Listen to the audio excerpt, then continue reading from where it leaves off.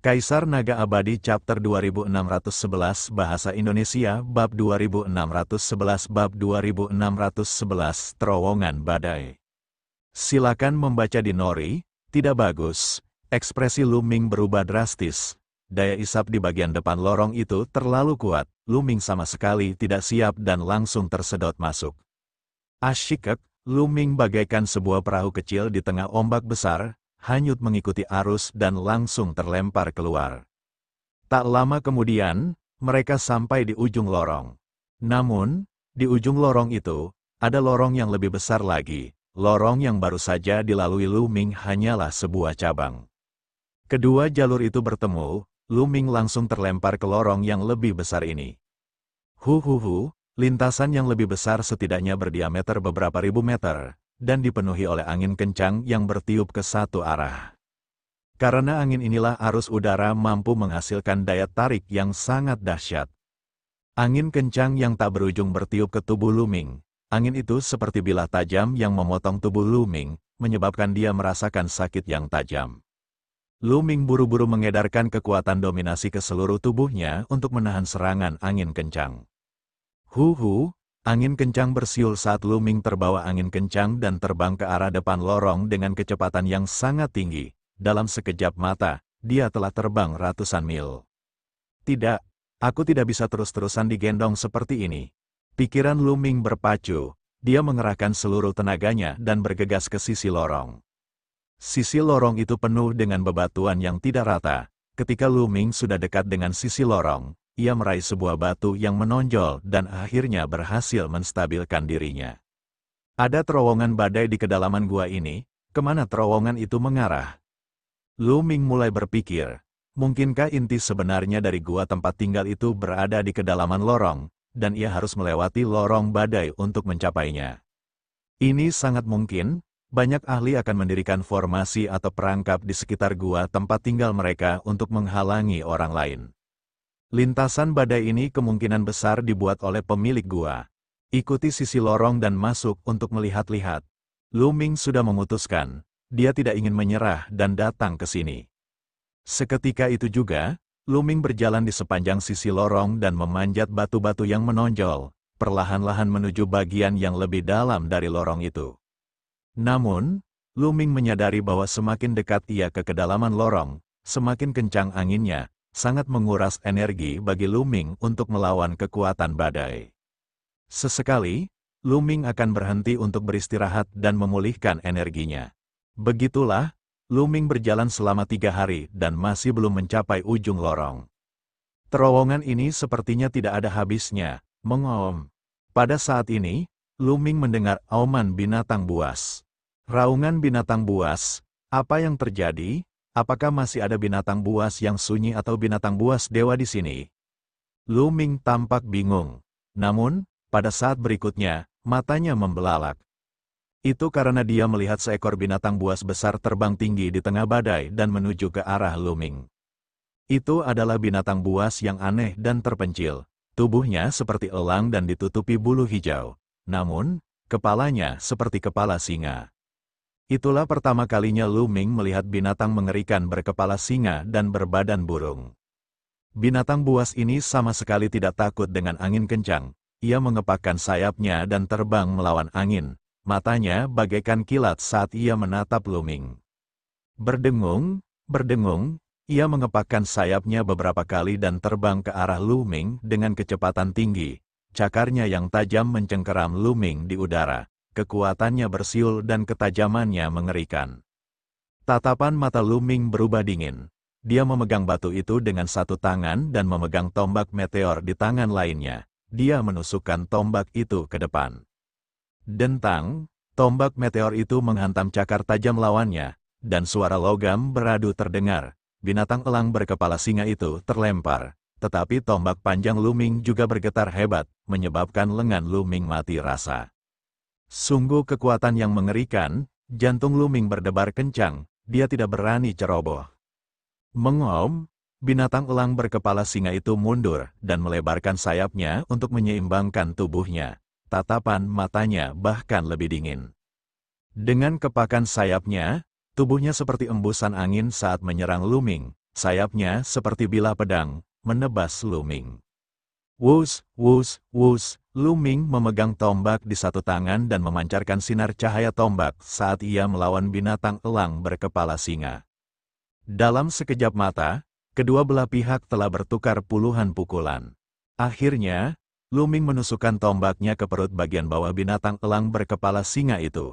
Binatang elang berkepala singa itu meraung marah dan mundur dengan panik. Bulu-bulu berjatuhan di seluruh langit, dan tersapu oleh badai, menghilang di ujung lorong.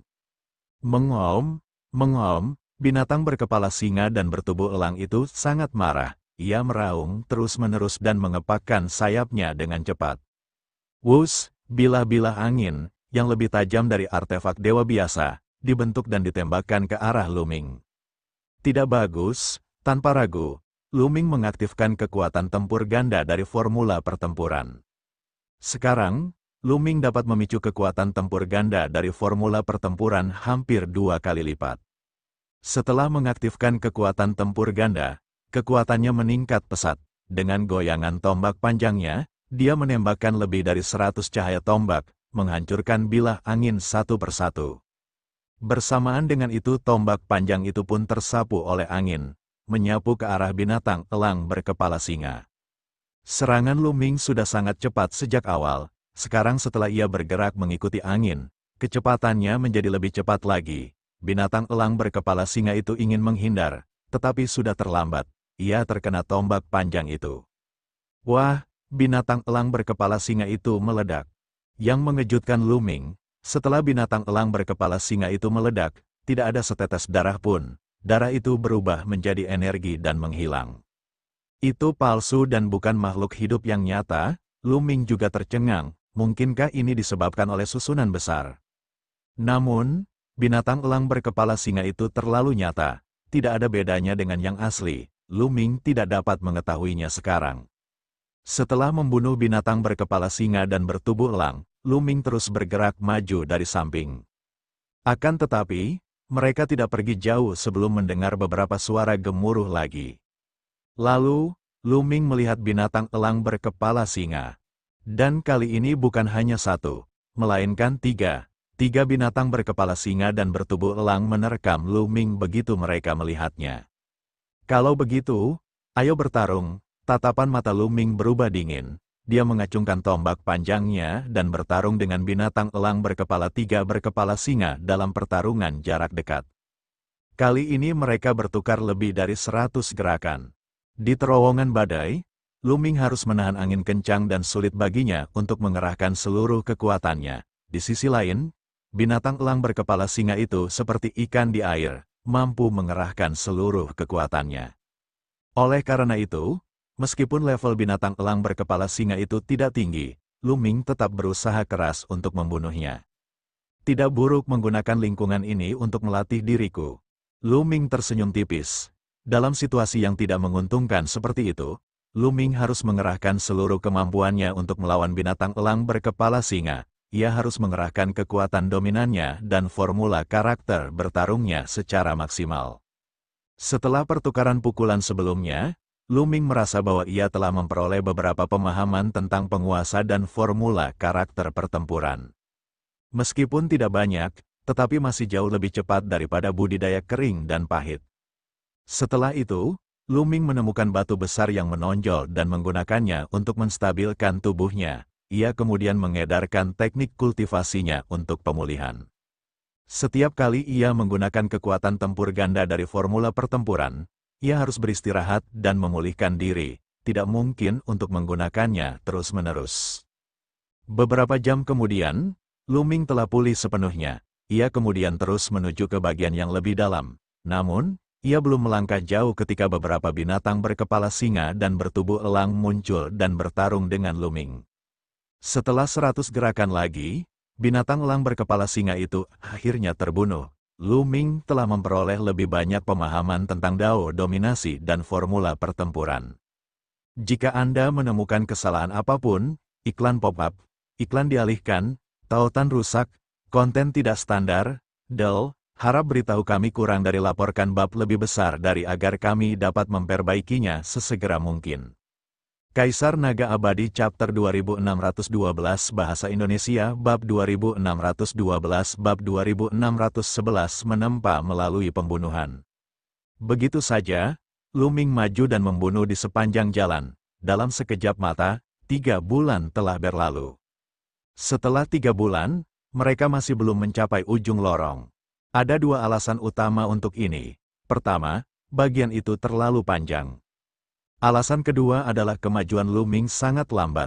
Setiap kali ia maju dalam jarak tertentu, ia akan bertemu dengan binatang berkepala singa dan bertubuh elang. Tentu saja, kemajuannya akan lebih lambat. Bahkan, Lu Ming pernah bertemu dengan lebih dari 10 binatang berkepala singa dan bertubuh elang yang muncul pada saat yang bersamaan. Lu Ming tidak sebanding dengan mereka dan hanya bisa mundur melawan angin. Untungnya, binatang elang berkepala singa itu tampaknya memiliki wilayah kekuasaannya sendiri. Ketika Lu Ming mundur ke suatu daerah, pihak lain tidak mengejarnya. Lu Ming terus melawan binatang elang berkepala singa. Setelah 3 bulan, Master Istana dan para ahli Istana Yuan Lu akhirnya berhasil menghancurkan formasi gerbang terluar. Kaca, pintu terbuka, dan kepala istana beserta yang lain bergegas masuk dengan penuh semangat. Mereka berfantasi bahwa akan ada sejumlah besar harta karun yang menanti mereka. Namun, seolah-olah baskom berisi air dingin telah dituangkan ke atas mereka. Tidak ada apa-apa, mereka mencari ke setiap sudut, tapi kosong, tidak ada apapun. Wajah kepala istana menjadi gelap, tentu saja, mereka juga telah mencari lorong yang dimasuki Lu Ming sebelumnya. Namun, celah itu telah diblokir oleh QQ. Mereka hanya memindai area itu dengan santai dan tentu saja tidak menemukannya. Tak lama kemudian, mereka sampai di kedalaman dan terhalang oleh pintu kedua. Kepala istana, ada pintu lain di sini. Mungkin, area tempat kita berada sekarang hanyalah pinggiran gua tempat tinggal, jadi tidak ada harta karun di sini. Kita mungkin bisa memperoleh kesempatan melalui pintu ini. Kata Tetua Agung Istana Yuan Luo, mau kan? Benar sekali. Harta karun itu pasti disembunyikan di dalam. Asalkan kita bisa menerobos pintu ini, kita pasti bisa mendapatkan harta karun itu. Yang lain dari Istana Yuan Luo juga ikut berkomentar. Ekspresi kepala istana sedikit tenang. Baiklah, kalau begitu mari kita bekerja sama dan mendobrak pintu ini. Saat kita mendapatkan harta karun itu, aku pasti tidak akan memperlakukanmu dengan buruk. Terima kasih banyak, Ketua Aula. Yang lainnya menyampaikan rasa terima kasih dan bergabung untuk menyerang pintu. Akan tetapi, saat mereka bergerak, ekspresi mereka berubah jelek. Hal ini dikarenakan kekuatan susunan gerbang ini jauh lebih kuat dibandingkan dengan gerbang pertama. Butuh waktu beberapa bulan bagi mereka untuk mendobrak pintu pertama. Pintu ini mungkin akan memakan waktu lebih lama lagi. Tetapi sekarang, mereka tidak berdaya dan hanya bisa mengertakkan gigi dan menyerang. Di langit di atas tentara yang saleh, leluhur teknik dan Fu Heng masih bermain catur. Apa yang mereka mainkan bukanlah permainan catur yang sebenarnya, permainan itu mengandung kultivasi dan kebijaksanaan. Setiap gerakan adalah kontes antara mereka berdua, dan itu akan memakan waktu lama. Mereka masih bermain catur dengan sekuat tenaga. Di dalam terowongan badai, Lu Ming masih bergerak maju perlahan, bertarung dengan binatang elang berkepala singa. Begitu saja, Lu Ming memasuki lorong badai. 8 bulan telah berlalu. Setelah 8 bulan membunuh terus-menerus, Lu Ming telah membuat kemajuan besar dalam semua aspek. Lu Ming merasa bahwa tingkat kultivasinya telah mencapai batas Kaisar Surgawi bintang 5 dan dia bisa menerobos. Saya telah berjuang dan menempa diri di sini, kultivasi saya memang meningkat sangat cepat. Lu Ming mendesah. Jika dia berkultivasi selangkah demi selangkah di luar, bahkan di lingkungan yang baik seperti alam semesta yang sunyi ini, Lu Ming akan membutuhkan setidaknya 5 tahun sebelum dia bisa menerobos. Dan ini berdasarkan pada anggapan bahwa dia memiliki potret Jing Yu untuk dipelajari. Namun, dalam waktu kurang dari setahun, Lu Ming merasa ia bisa menerobos. Aku harus menemukan tempat yang lebih baik untuk menerobos. Sepanjang jalan, aku melihat beberapa lubang, tetapi aku harus menerobos lubang-lubang itu. Lu Ming merenung, dinding di sini tidak rata, dan sering ada beberapa lubang, seperti gua dangkal, itu adalah tempat persembunyian yang sangat bagus.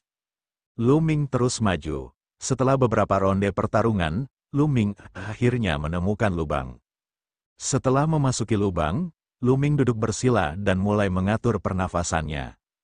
Beberapa jam kemudian, Lu Ming telah pulih ke kondisi puncaknya. Dia mengeluarkan setumpuk kristal surgawi dan mulai menerobos. Terobosan kali ini berjalan mulus tanpa kesulitan apapun. Beberapa hari kemudian, Lu Ming berhasil menjadi Kaisar Surgawi Bintang 6. Harga yang harus dibayarnya adalah ia harus menghabiskan lebih dari 10.000 kristal surgawi. Setelah menjadi Kaisar Surgawi Bintang 6, kemampuan Lu Ming menjadi lebih kuat.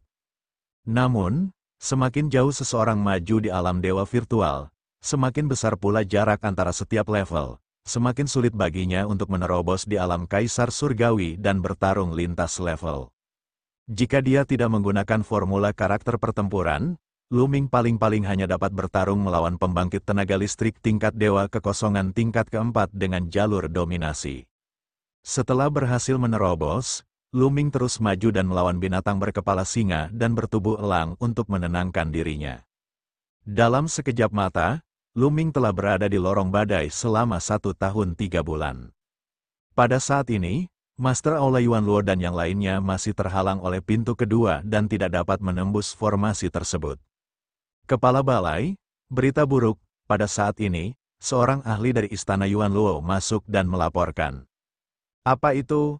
Tuan Aula Yuan Luo bertanya dengan ekspresi muram. Dia sedang dalam suasana hati yang buruk.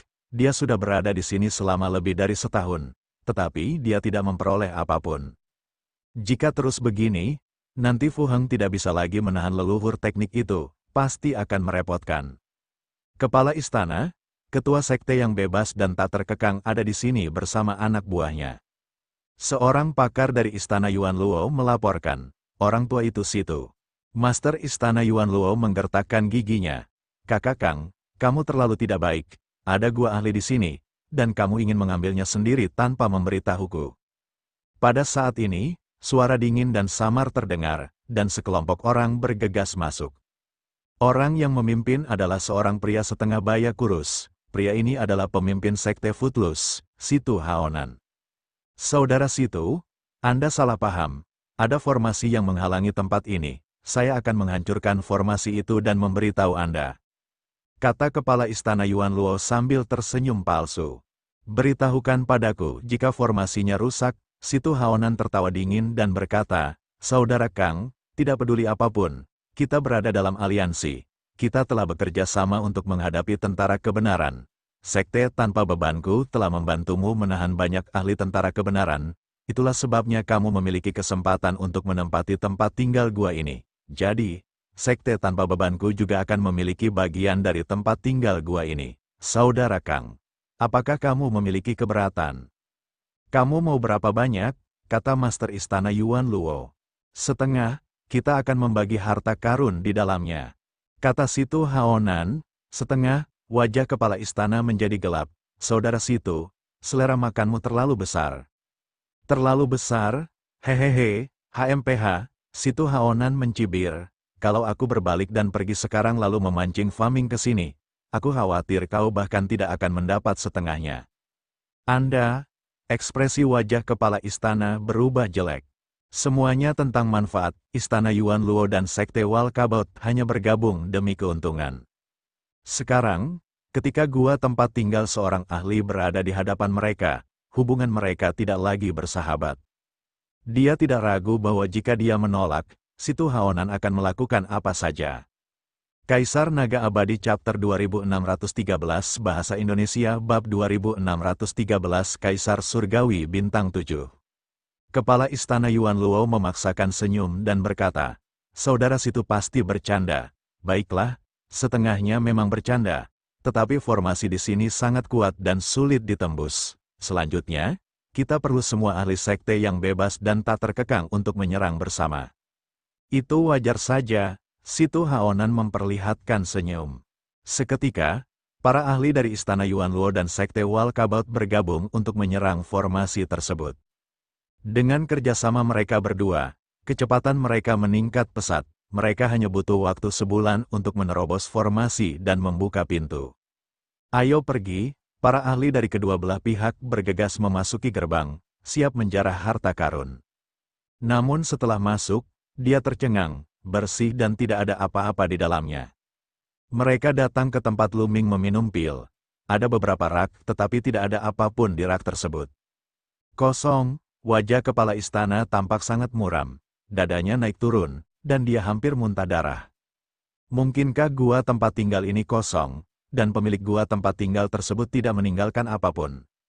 Seharusnya tidak, ini adalah gua tempat tinggal para dewa. Menurut akal sehat, sekalipun orang seperti itu pergi, ia akan membawa sejumlah harta yang berharga, tetapi ia akan selalu meninggalkan sejumlah barang yang tidak penting. Mereka mungkin tidak penting bagi para dewa, tetapi bagi mereka, semuanya mungkin merupakan harta yang tak ternilai. Tapi bagaimana mungkin tidak ada apa-apa? Cari dengan cermat. Sang Master Aula Yuan Luo meraung. Mereka mencari ke dalam dan luar, tetapi mereka tidak menemukan sehelai rambut pun. Akhirnya, mereka sampai di kedalaman area ini. Ada lorong di sini yang diblokir oleh formasi yang sangat kuat. Masih banyak lagi di dalam, mungkin bagian gua yang lebih dalam ada di dalam, mungkin semua harta karun ada di dalam.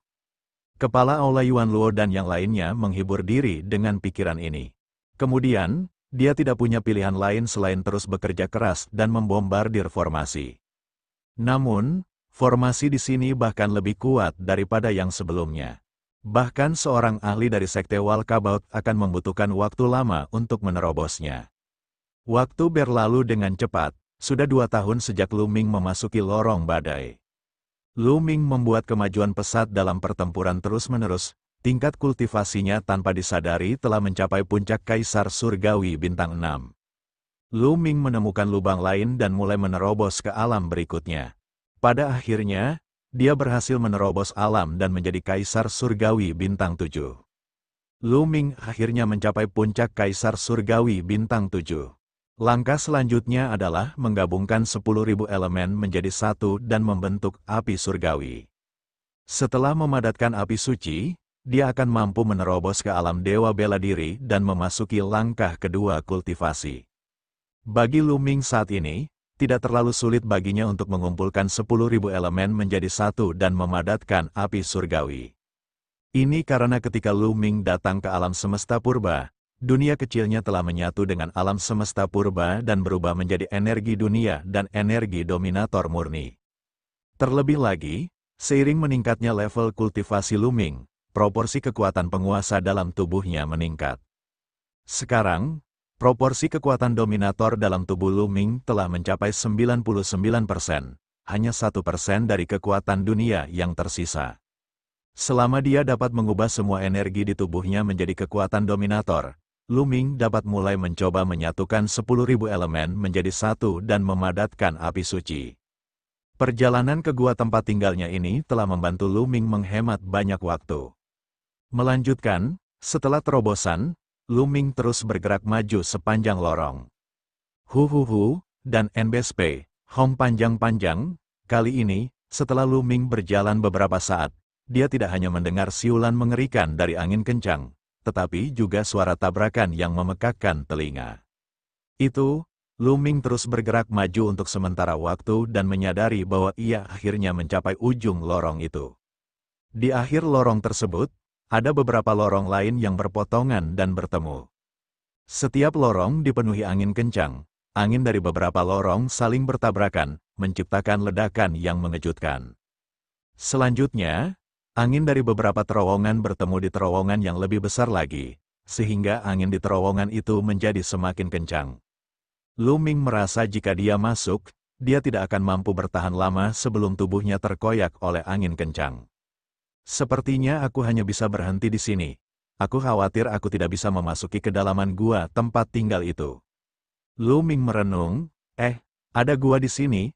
Tiba-tiba, Lu Ming melihat sebuah gua gelap di samping tembok. Ia memanjat dinding dan melihat ke dalam gua. Gua itu gelap dan tak berdasar. Sepanjang perjalanan, Lu Ming tidak menemukan gua serupa. Gua ini mengarah kemana? Lu Ming sangat penasaran. Dia merenung sejenak dan memutuskan untuk melihatnya. Lu Ming mengaktifkan kekuatan dominasi, matanya bersinar, dia bisa melihat segalanya di gua yang gelap. Lu Ming memasuki gua, tidak ada angin di dalam gua. Lu Ming berjalan hati-hati di sepanjang gua, ia mencapai ujung gua setelah berjalan beberapa ribu meter. Kemudian, Lu Ming menyadari bahwa dia telah tiba di sebuah panggung besar. Peronnya sangat lebar, dan di satu sisi peron, suara angin bisa terdengar. Lu Ming berjalan mendekat untuk melihat dan menyadari bahwa di arah peron, ada jalur badai. Angin kencang di sana sangat menakutkan. Angin itu berkali-kali lebih kuat daripada yang pernah dihadapi Lu Ming sebelumnya. Ekspresi Lu Ming sedikit serius. Dia tidak berani mendekat dan menjauh dari jalur badai. Dia mengamati tempat-tempat lain di peron. Di sisi lain peron, ada pintu batu. Lu Ming mendorong pintu itu hingga terbuka dan masuk, hanya untuk menemukan sebuah lorong. Ada beberapa ruangan di kedua sisi lorong. Mungkinkah ini kamar tidur? Lu Ming menemukan bahwa ada meja batu dan ranjang batu di ruangan-ruangan ini. Namun, semuanya sangat biasa dan tidak berisi harta karun apapun. Beberapa ruangan berikutnya hanya berisi meja dan tempat tidur batu biasa, tidak ada nilainya. Mata Lu Ming berbinar ketika dia tiba di ruangan terakhir. Ada beberapa rak di ruangan itu, dan di rak-rak itu terdapat senjata. Jantung Lu Ming mulai berdetak cepat, ia mengambil pedang tempur di dekatnya dan mengalirkan kekuatan penguasa ke dalamnya. Asyik, pedang tempur mulai bersinar, dan aura yang kuat memenuhi udara. Ini adalah perlengkapan dewa tingkat 9 tingkat rendah. Napas Lu Ming bertambah cepat dan matanya terasa panas. Ini jelas merupakan perlengkapan dewa tingkat 9 tingkat rendah. Tombak meteor yang dibeli Lu Ming hanya artefak dewa tingkat 6 tingkat rendah, tetapi bernilai 7.000 kristal dewa. Harga artefak dewa tingkat 9 yang bermutu rendah setidaknya beberapa kali lebih tinggi. Harganya bisa mencapai 70 hingga 80.000 kristal dewa, atau bahkan 100.000 kristal dewa. Ada kata-kata di bawah, Lu Ming menemukan sebuah tanda kecil tergantung di gagang pedang. Ada kata-kata yang tertulis di sana. Pedang Gu Yue, artefak dewa kualitas rendah level 9. Pada tanda itu, ada sederet kata-kata, itu benar-benar artefak dewa tingkat 9 yang rendah. Lu Ming tertawa dan menyimpannya dengan cepat, dia kemudian melihat senjata lainnya. Kail angin, perlengkapan dewa tingkat 9 tingkat rendah. Pedang pemisah dan penyatuan kembali, artefak dewa tingkat 8 tingkat rendah. Lu Ming melihat 6 hingga 7 senjata berturut-turut, semuanya adalah artefak dewa tingkat rendah atau lebih tinggi. Saya kaya, saya kaya, saya kaya, Lu Ming bergumam pada dirinya sendiri. Kali ini, dia benar-benar kaya. Lu Ming tidak pernah menyangka bahwa dia akan mendapatkan panen yang begitu besar setelah melewati terowongan badai. 6 tongkat pertempuran, artefak dewa tingkat 1 tingkat menengah. Ketika Lu Ming mengambil tongkat panjang dan melihatnya, matanya langsung berbinar. Kaisar Naga Abadi Chapter 2614 Bahasa Indonesia Bab 2614 Bab 2614 Menyergap leluhur teknik. Sebenarnya ada artefak dewa tingkat menengah di sini. Senjata dewa tingkat menengah setara dengan seorang ahli di alam dewa sejati. Hanya seorang ahli di alam dewa sejati yang dapat melepaskan kekuatan penuh dari senjata dewa tingkat menengah.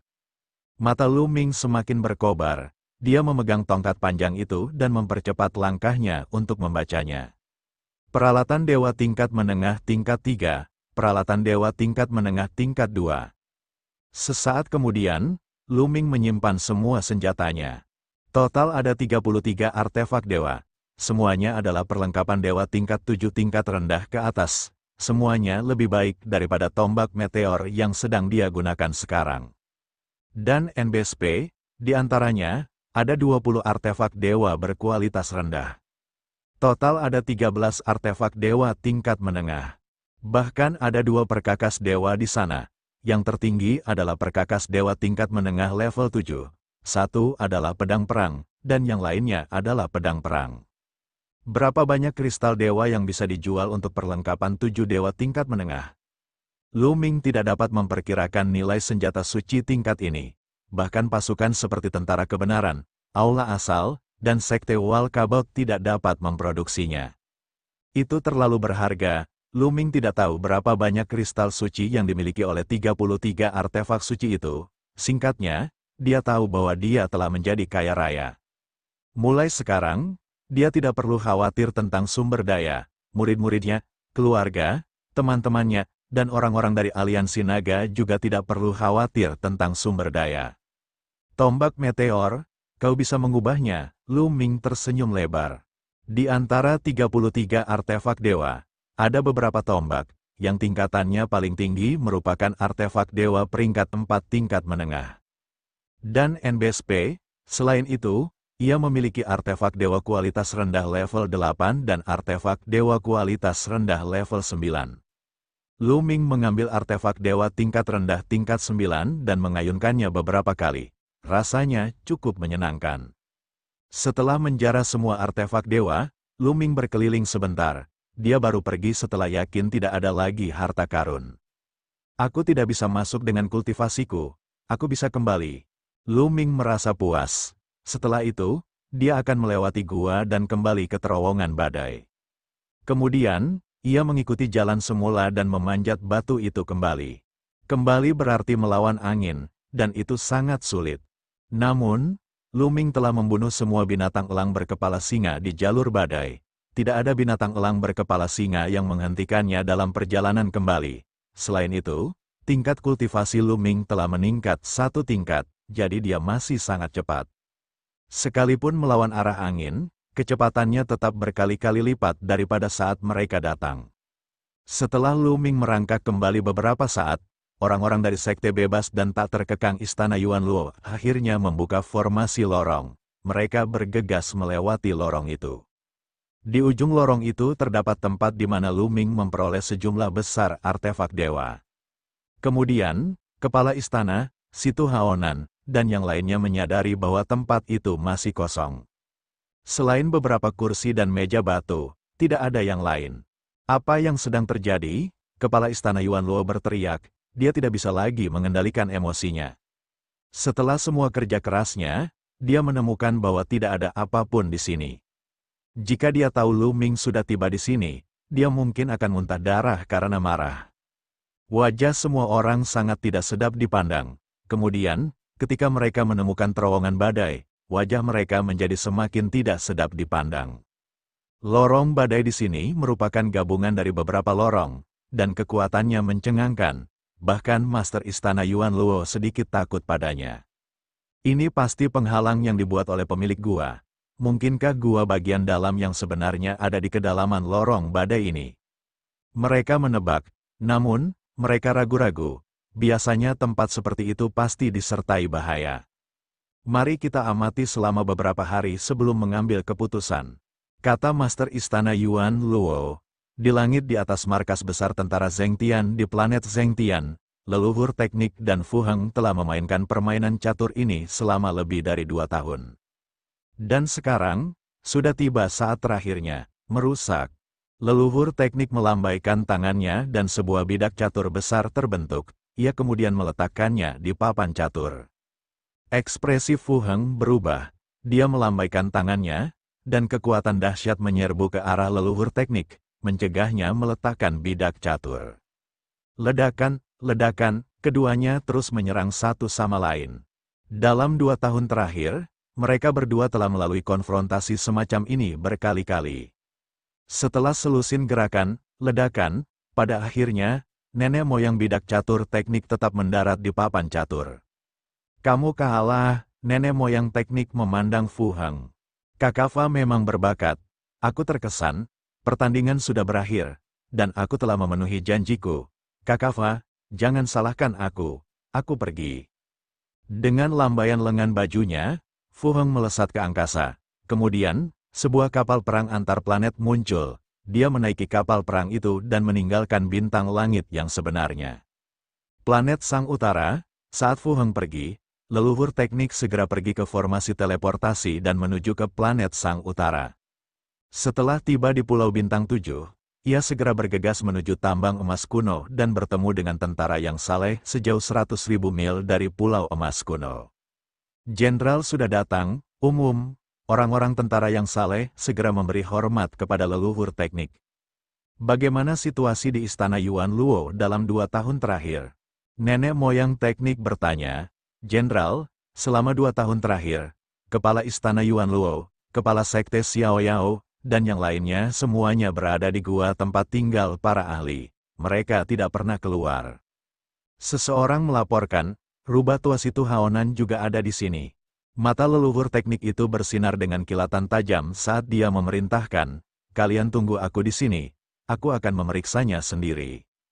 Dengan itu, leluhur teknik berubah menjadi seberkas cahaya dan bergegas menuju tambang emas tua. Itu adalah jenderal pasukan surga yang saleh, Fa Ming.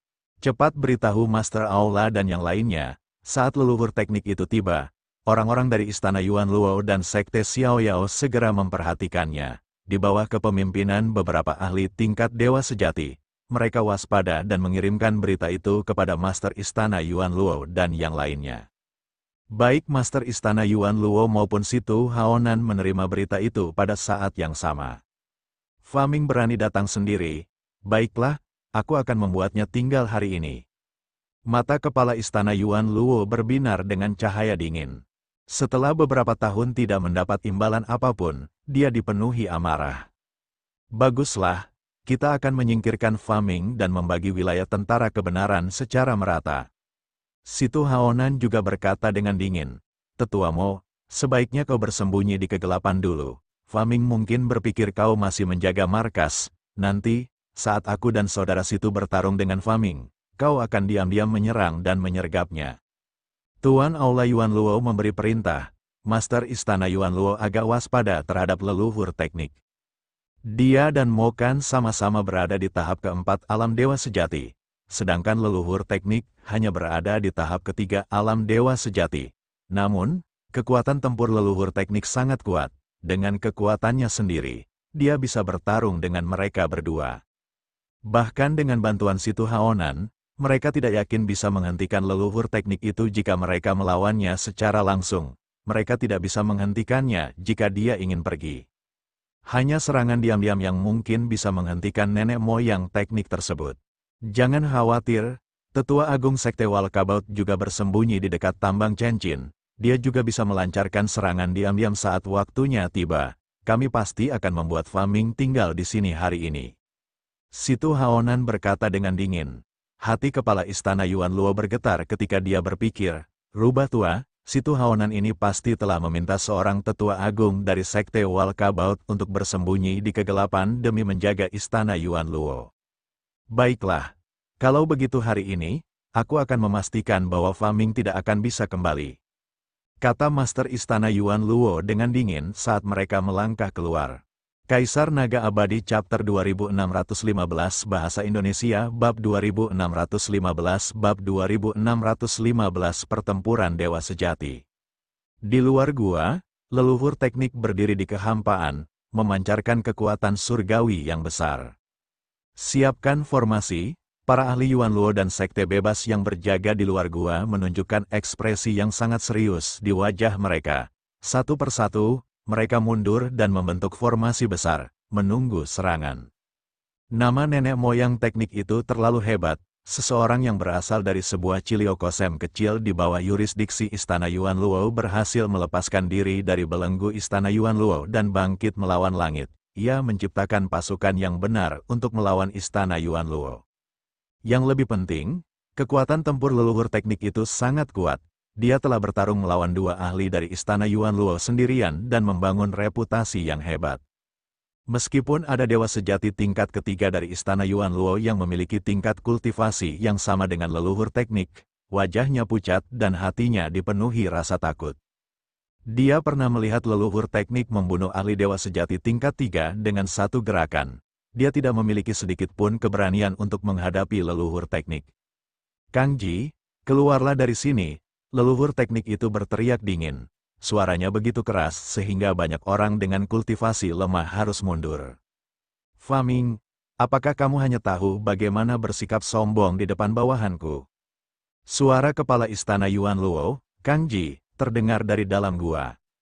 Lalu, dengan sekejap, Lebih dari 10 sosok bergegas keluar dari gua tempat tinggal itu. Itu Kang Ji, Situ Haonan dan yang lainnya. Tentu saja, Tetua Agung Istana Yuan Luo, Mo Kan, tidak muncul. Mata Kang Ji mengamati sekeliling dan mendapati bahwa hanya ada Fa Ming di sana. Cahaya dingin di matanya menjadi semakin pekat. Kang Ji, Chen Jindao, awalnya adalah anggota pasukan kebenaranku. Sekarang, kalian bisa tersesat. Kata nenek moyang teknik, hahaha, menggelikan, sungguh menggelikan. Kang Ji tertawa dan menatap leluhur teknik itu dengan ekspresi mengejek. Fa Ming, kau benar-benar naif. Kau telah berada di sungai astral yang kacau selama bertahun-tahun, namun kau masih belum mengerti satu hal. Di sungai astral yang kacau, siapapun yang lebih kuat akan dapat menduduki lebih banyak wilayah. Mulai sekarang, pulau ini, tidak. Seluruh planet Sang Utara akan menjadi milik Istana Yuan Luoku dan sekte yang bebas dan tak terkekang. Apakah kau mengerti? Kalau begitu, mari kita gunakan kekuatan kita untuk berbicara. Leluhur teknik itu sangat lugas. Dia melangkah maju, dan kekuatan surgawinya yang besar meledak seperti air pasang. Ledakan, telapak tangan leluhur teknik itu menekan ke bawah. Kekuatan surgawinya mendidih dan telapak tangan besar menghantam Kang Ji. Kang Ji tidak berani ceroboh. Kekuatan surgawi alam dewa sejati tingkat keempatnya benar-benar meletus. Di tangannya, sebuah bilah pedang muncul. Cahaya bilah pedang membubung ke langit dan menebas telapak tangan leluhur teknik itu. Ledakan, dan NBSP, energi melesat ke langit saat kekuatan suci saling beradu, menciptakan gelombang kejut yang tersebar ke segala arah. Tidak bagus, blokir saja. Para ahli alam dewa sejati dari Istana Yuan Luo dan Sekte Walkabout semuanya memasang lapisan pertahanan di depan mereka untuk menghalau gelombang kejut, tetapi mereka tetap terdorong mundur oleh gelombang kejut tersebut. Beberapa yang lemah memuntahkan darah dan wajah mereka menjadi pucat. Jika ada ahli dewa sejati yang harus dibela, mereka yang kultivasinya lebih lemah akan terbunuh oleh gelombang kejut. Ada perbedaan besar antara alam dewa yang hampa dan alam dewa yang sejati. Pada saat yang sama, cahaya pedang dan jejak telapak tangan menghilang. Sosok itu terus mundur, dan orang yang mundur itu adalah Kang Ji.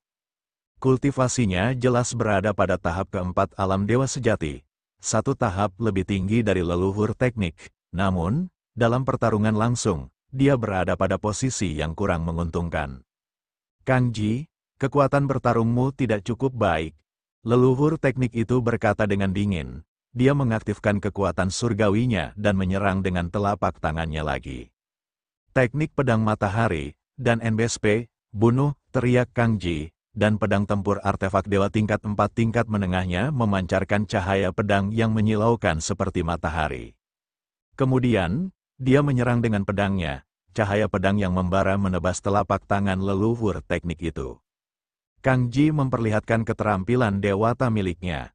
Fa Ming, ambillah ini, pemimpin sekte bebas dan tak terkekang. Situ Haonan juga bergerak, tubuhnya bergerak seperti cahaya yang berkedip-kedip dan bayangan yang lewat. Dia sangat cepat saat dia bergegas menuju leluhur teknik. Pada saat yang sama, sebuah pedang lembut muncul di tangannya. Cahaya pedang itu seperti ular berbisa saat menusuk ke bagian vital leluhur teknik. Ini juga merupakan keterampilan surgawi yang mengerikan.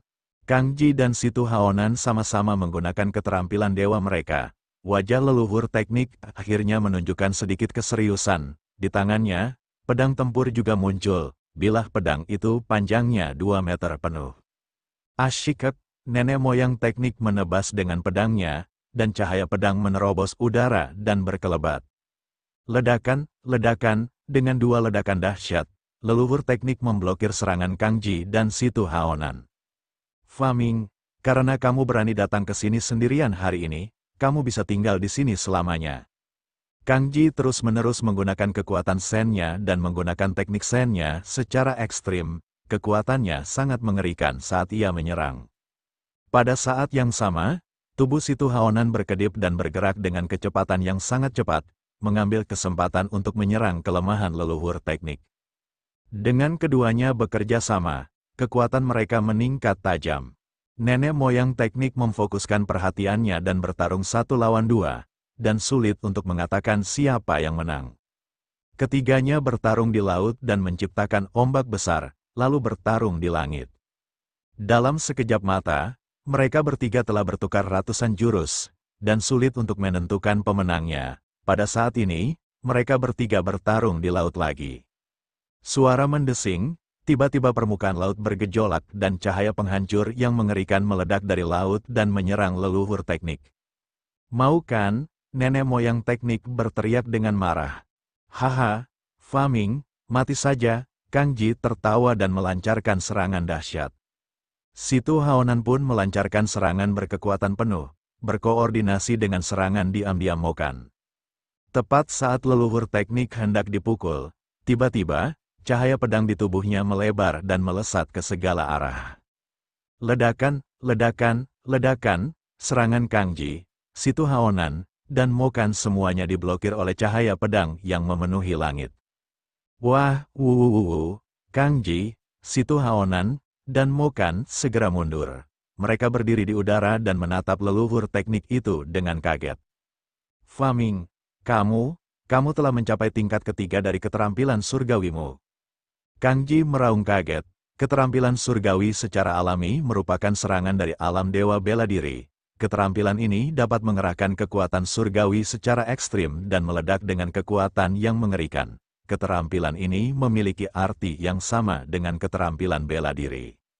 Menurut kekuatan yang berbeda dan tingkat kedalaman yang berbeda, keterampilan surgawi juga dibagi ke dalam berbagai tingkatan. Namun, pembagian keterampilan Sen sepenuhnya terkait dengan tingkat misteri. Misalnya, keterampilan surgawi hanya memiliki satu tingkat, bahkan jika dikembangkan hingga puncak, hanya akan ada satu tingkat, dan itu akan menjadi keterampilan surgawi tingkat pertama. Beberapa keterampilan surgawi, ketika dikembangkan hingga puncak, memiliki dua tingkat, dan itu akan menjadi dua keterampilan surgawi. Dua keterampilan surgawi secara alami lebih kuat dan mengerikan daripada satu. Beberapa keterampilan surgawi, ketika dikembangkan hingga puncak, akan memiliki tiga tingkat, dan akan menjadi tiga tingkat keterampilan surgawi. Semakin tinggi tingkat suatu keterampilan surgawi, semakin besar potensinya dan semakin tinggi pula nilainya. Tentu saja, kultivasi teknik Sen sangat mendalam dan rumit. Bahkan jika Anda memilikinya, Anda mungkin tidak dapat mengolahnya ke tingkat tertinggi. Misalnya, jika bakat seseorang terbatas dan dia memiliki keterampilan surgawi 3 lapis, tetapi hanya dapat mengolahnya hingga lapis pertama, maka kekuatannya tidak akan berbeda dengan keterampilan surgawi lapis pertama. Semakin mendalam suatu hal, semakin banyak tingkatannya. Ada tingkat keempat, kelima, keenam, bahkan ke-9 dan ke-10. Syarat minimal untuk mengembangkan keterampilan surgawi adalah berada di level Dewa Kekosongan Puncak, karena akan menghabiskan banyak kekuatan surgawi untuk menggunakan level surgawi. Tanpa kekuatan surgawi yang besar, hal itu tidak dapat dipertahankan sama sekali. Kang Ji dan Situ Haonan keduanya memiliki teknik roh 3 tahap, tetapi mereka hanya mengembangkannya sampai tahap kedua. Nenek moyang teknik juga memiliki 3 keterampilan surgawi, tetapi dia telah mengolahnya hingga tingkat ketiga. Kaisar Naga Abadi Chapter 2616 Bahasa Indonesia Bab 2616 Bab 2615 Bencana tak terduga. Kita harus tahu bahwa leluhur teknik itu hanya berada di tahap 3 alam dewa sejati, tetapi dia telah mengembangkan teknik surgawi ke tahap 3. Kemampuan pemahaman semacam ini sungguh mengerikan. Dia harus disingkirkan, Kang Ji meraung dalam hatinya. Leluhur teknik itu sangat mengerikan.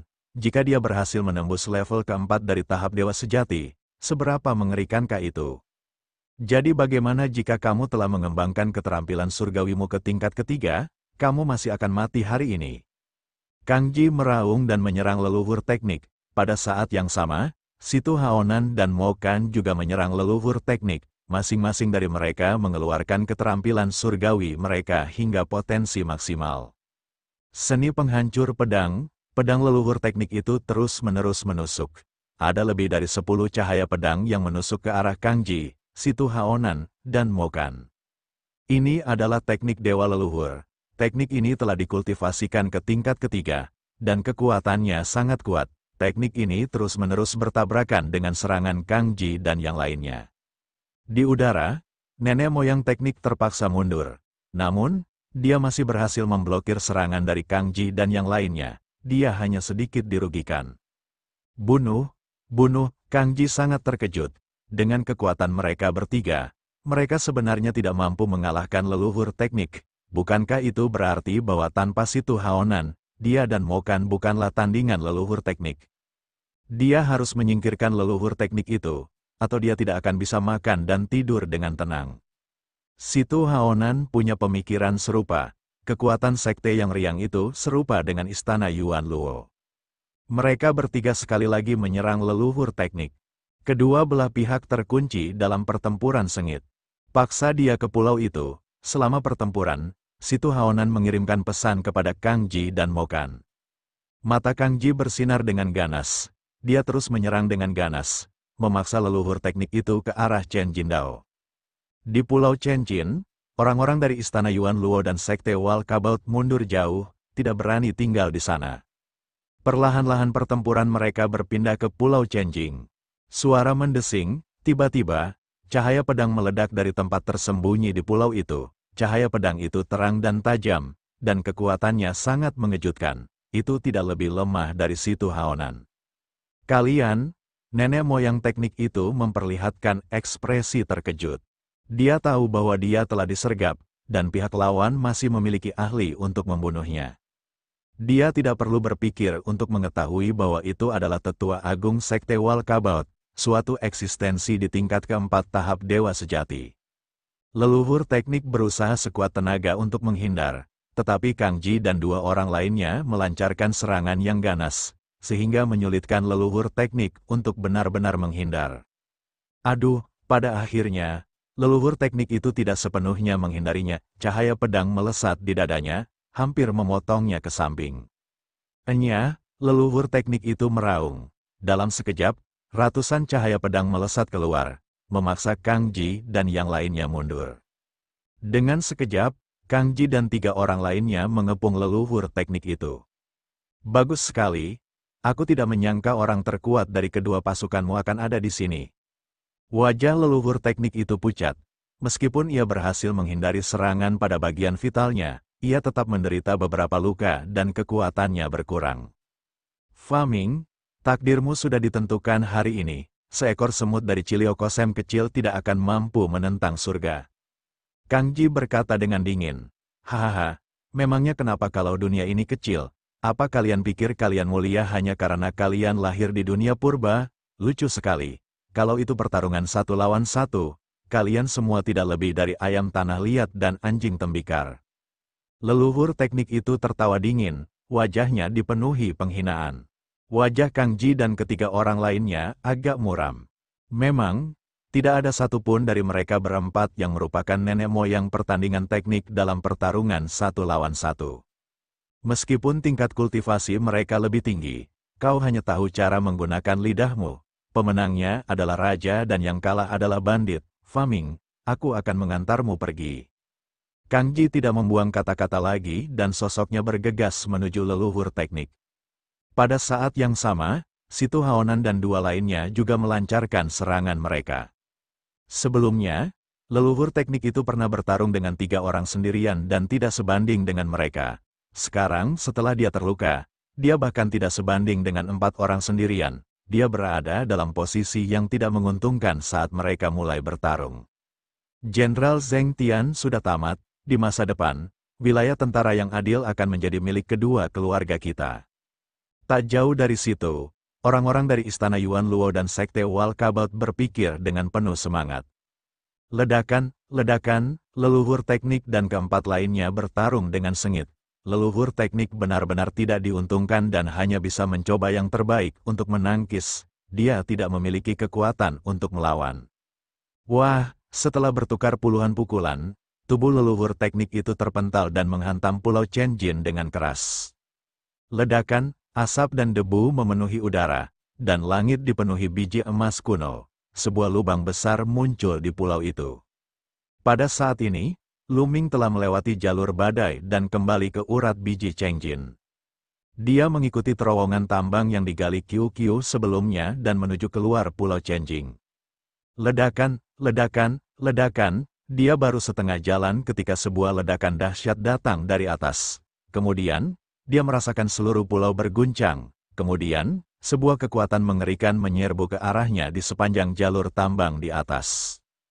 Tidak bagus, Lu Ming mundur dengan panik. Kemudian, urat tambang di area itu meledak terus-menerus. Lu Ming terlempar karena suatu kekuatan. Nenek moyang teknik itu terbaring di lubang yang dalam di pulau itu, memuntahkan seteguk besar darah. Serangan ini membuat lukanya sedikit lebih parah. Ashikek, nenek moyang teknik nyaris berhasil menstabilkan luka-lukanya dan bergegas keluar dari lubang yang dalam. Aura Kang Ji dan 3 orang lainnya terkunci erat pada leluhur teknik, menjebaknya di tengah. Tiba-tiba, Kang Ji dan yang lainnya tercengang karena merasakan aura kehidupan di dalam tumpukan batu. Wah, lalu batu-batu itu meledak dan sesosok tubuh bergegas keluar. Sosok ini tentu saja adalah Lu Ming. Nes, apa yang terjadi? Lu Ming tidak bisa berkata apa-apa. Dia juga mengalami bencana yang tidak pantas ketika dia melewati tambang emas tua itu. Ketika tatapannya menyapu Kang Ji dan yang lainnya, jantungnya berdebar kencang. Dia tahu ini buruk. Aura Kang Ji dan yang lainnya terlalu menakutkan. Menurut Lu Ming, mereka benar-benar tak terduga. Lu Ming, kenapa kamu ada di sini? Pada saat ini, leluhur teknik juga melihat Lu Ming. Dia terkejut. Dalam sekejap, dia muncul di samping Lu Ming. Nenek moyang teknik, Lu Ming sangat gembira melihat leluhur teknik. Jadi, kamu semut dari pasukan kebenaran. Fa Ming, beruntunglah kamu jika ada bocah nakal yang mati bersamamu. Kang Ji berkata dengan dingin. Keganasan di matanya semakin kuat. Kang Ji, penguasa istana Yuan Luo, jantung Lu Ming berdebar kencang dan banyak pikiran berkelebat dalam benaknya. Dia tahu secara kasar apa yang telah terjadi. Leluhur teknik sedang dikepung. Jangan khawatir, Fa Ming, setelah kau mati, aku akan mengirim orang-orang dari pasukan kebenaran untuk menemanimu. Situ Haonan juga berkata dengan dingin. Mereka berempat perlahan mendekati sang leluhur teknik, bersiap melancarkan serangan dahsyat untuk membunuhnya. Senior, pedang perang ini untukmu. Pada saat ini, Lu Ming mengeluarkan pedang tempur dan menyerahkannya kepada leluhur teknik. Pedang tempur ini adalah salah satu dari 2 artefak dewa tingkat 7 tingkat menengah yang diperoleh Lu Ming dari gua tempat tinggalnya. Saat melihat pedang itu, mata leluhur teknik itu membelalak kaget. Namun, dia tidak ragu. Dia mengambilnya dan meludahkan seteguk darah ke pedang itu. Dia tidak punya waktu untuk memperbaikinya sekarang, tetapi dengan mengorbankannya dengan darah, dia bisa melepaskan kekuatan pedang tempur untuk sementara dan mengendalikannya dengan bebas. Ashikek, pedang pertempuran bergetar dan seberkas ki pedang melesat ke langit. Kaisar Naga Abadi Chapter 2617 Bahasa Indonesia Bab 2617 Bab 2617 Kang Ji yang tertekan. Silakan membaca di Nori, itu adalah artefak dewa 7 tingkat menengah. Kang Ji, Situ Haonan, Mokan dan yang lainnya tidak dapat menahan diri untuk tidak membelalakkan mata mereka, memperlihatkan ekspresi yang sangat terkejut. Pada saat yang sama, ada juga rasa keserakahan yang mendalam. Membunuh, leluhur teknik berteriak dan menunjukkan seni penghancur pedang. Cahaya pedang itu terang dan tebal seperti pilar saat menyerbu ke arah Kang Ji dan yang lainnya. Menyerang, Kang Ji dan yang lainnya juga melancarkan gerakan. 4 serangan mengerikan diarahkan pada leluhur teknik. Ledakan, terdengar ledakan dahsyat. Tubuh leluhur teknik itu mundur beberapa langkah, tetapi serangan Kang Ji dan yang lainnya semuanya diblokir oleh leluhur teknik itu. Dia hanya sedikit dirugikan, itu benar-benar artefak dewa tingkat menengah level 7. Sialan, bagaimana bisa bocah itu memiliki artefak dewa tingkat menengah tingkat 7? Anak ini pasti mendapat pertemuan yang beruntung. Kang Ji, Situ Haonan dan yang lainnya berteriak. Akan tetapi, mereka tidak menduga bahwa Lu Ming telah memperoleh senjata suci dari gua tempat tinggalnya. Hal ini dikarenakan pintu gua tempat tinggal mereka terlalu sulit untuk didobrak. Bahkan dengan jumlah orang yang banyak, mereka akan membutuhkan waktu yang lama untuk mendobraknya. Bagaimana Lu Ming bisa memecahkannya? Terlebih lagi, mereka telah mencari di dalam gua tersebut dan tidak menemukan jalan masuk lainnya. Mereka hanya mengira Lu Ming mendapat pertemuan kebetulan dari tempat lain. Lu Ming, ikuti aku dengan ama, kata nenek moyang teknik. Lu Ming mengangguk dan mengikuti dari dekat di belakang leluhur teknik itu. Mari kita lihat siapa di antara kalian yang bisa menghentikanku. Rambut panjang sang leluhur teknik beterbangan di udara, dan ki pedangnya liar saat melesat menuju ke arah Kang Ji. Hentikan dia, Kang Ji meraung dan menyerang leluhur teknik. Situ Haonan dan yang lainnya juga melancarkan serangan mereka. Namun, leluhur teknik itu mengendalikan artefak dewa tingkat 7 tingkat menengah, dan kecakapan bertarungnya meningkat 1 tingkat. Dia tidak lagi takut pada Kang Ji dan 3 orang lainnya yang bergabung. Kedua belah pihak terus menyerang dan bertukar lusinan gerakan dalam sekejap, namun, leluhur teknik itu hanya sedikit dirugikan. Wah, pada akhirnya, leluhur teknik mengalahkan Kang Ji dan membawa Lu Ming keluar dari pengepungan yang ketat. Aku tidak akan menemanimu hari ini, jika kau ingin bertarung, kita bertarung lain hari saja. Leluhur teknik itu membawa Lu Ming dan terbang ke kejauhan, suaranya bisa terdengar dari jauh. Sialan, sialan, Kang Ji meraung tak henti-hentinya, wajahnya dipenuhi ekspresi menyeramkan. Hari ini merupakan kesempatan yang bagus, tetapi nenek moyang teknik sebenarnya telah melarikan diri. Selain itu, leluhur teknik juga memperoleh artefak dewa tingkat 7 tingkat menengah, yang sangat meningkatkan kecakapan bertarungnya. Ini sangat merugikan mereka. Apa yang harus kita lakukan? Ekspresi Situ Haonan berubah jelek. Mereka tidak mengejar. Mereka tahu bahwa meskipun mereka berhasil menyusul, mereka tidak akan dapat membunuh leluhur teknik jika leluhur teknik mengerahkan seluruh tenaga. Bahkan jika mereka dapat membunuhnya, setidaknya 2 dari mereka akan mati. Tak seorang pun ingin mati. Aliansi, kita harus membentuk aliansi yang sesungguhnya. Kalau tidak, kita akan dihancurkan oleh para leluhur teknik satu persatu. Kang Ji menggertakkan giginya dan berkata, baiklah. Situ Haonan segera mengangguk. Dalam situasi saat ini, tidak ada satupun dari mereka yang merupakan leluhur dari pertandingan teknik. Mereka harus benar-benar bergabung dan saling mendukung jika ada situasi. Hanya dengan begitu mereka dapat melawan leluhur teknik. Selain itu, kita harus menerobos gua ini secepatnya. Selama kita mendapatkan harta karun di dalamnya, kita tidak perlu takut pada leluhur teknik. Kata Kang Ji, benar sekali, serang segera, kata Situ Haonan. Kemudian, mereka segera kembali ke gua tempat tinggal, berencana untuk mengambil risiko dan mencoba memasuki jalur badai. Nenek moyang teknik membawa Lu Ming dan terbang puluhan ribu mil jauhnya dalam sekejap mata sebelum dia berhenti. Aduh, leluhur teknik itu memuntahkan darah dan wajahnya menjadi lebih pucat. Senior, kamu baik-baik saja, Lu Ming sedikit khawatir.